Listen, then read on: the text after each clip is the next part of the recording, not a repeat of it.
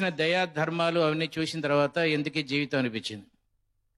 స్టోర్టపురం police station flop అయిన తర్వాత Chiranjeevi next picture Pinisetty రవిరాజాతో చేస్తున్నప్పుడు అక్కడికి వెళ్తే వెనకాల సీట్లో కూర్చుంటే టీ ఇచ్చే నాథుడు లేడు.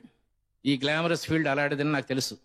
జీవితంలో ఎన్నో ఒడిదుడుకులు తింటూ అభిలాష్ తీసిన రోజు రాత్రి, రిలీజ్ అయిన రోజు రాత్రి ట్యాంక్ బండి మీద నేను కోదండరామరెడ్డి నిలబడ్డప్పుడు వాళ్ళ వైఫ్ మెద్రాస్ నుంచి ఫోన్ చేసి ఈ పిక్చర్ దరిద్రంగా ఉంది అంటున్నారు అని ప్రివ్యూలో చెప్పినప్పుడు కోదండరామరెడ్డి కళ్ళమ్మ నీళ్లు పెట్టుకోవడం కూడా నాకు తెలుసు. జీవితం అంటే ఇది ఆటుపోట్ల ఇది. But there are successes, beautiful successes. ఇంకా నాకు 3 నిమిషాల టైం ఉంది. నేను రైటర్ని ఎలా అయ్యానో చెప్తాను.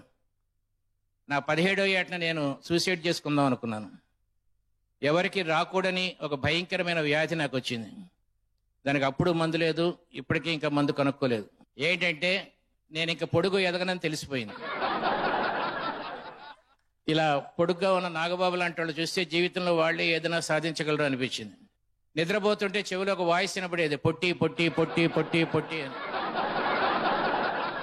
మా అమ్మ కొత్త బట్టలు కుట్టిస్తానంటే పొట్టివాడికి కొత్త బట్టలు ఎందుకమ్మా.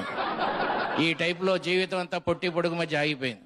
మా ఫాదర్ ఇది గమనించి, ఒరే నీలో something is happening wrong with you, ఆయన రైటర్ కాబట్టి నువ్వు కూడా కథలు రాయరా అన్నాడు.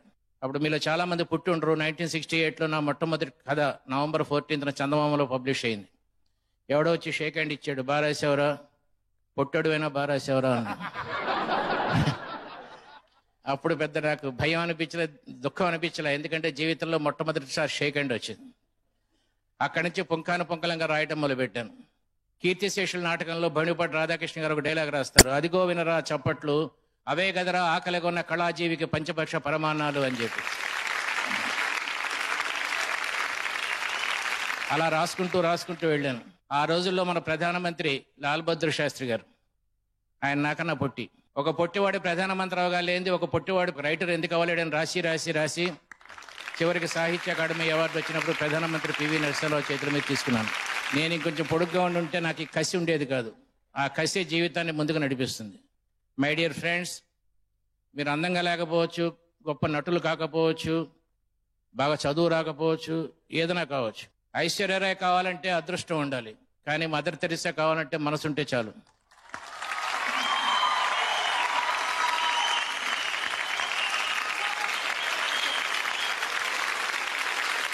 సో నాకు ఇది లేదు అని బాధపడకుండా, ఒక డబ్బు లేని నేనే ఈ స్టేజ్కి వచ్చానంటే మీరు ఇంకా బాగా రావచ్చు. కొంచెం కృషి ఉంటే. I wish you all the best. Thanks Maa TV again for giving me this opportunity. మీ రచనలాగానే ఈరోజు మీ మాటలతో మాలో బోలెడంత స్ఫూర్తిని నింపారు. స్టాండింగ్ అవేషన్ టు ఎండమూరి గారు. Thank you so much sir. Yandamuri గారి నవల చదివి ఎంతమంది జీవితాలు మారాయో, ఖచ్చితంగా ఈరోజు వారి స్పీచ్ విని ఎంతో మందిలో చైతన్యం కలుగుతుంది అని ఆశిస్తూ, ఎండమూరి గారు super sir, super. Hats off sir, hats off. May God give you the longest life and fulfil your choices, dreams. Thank you so much.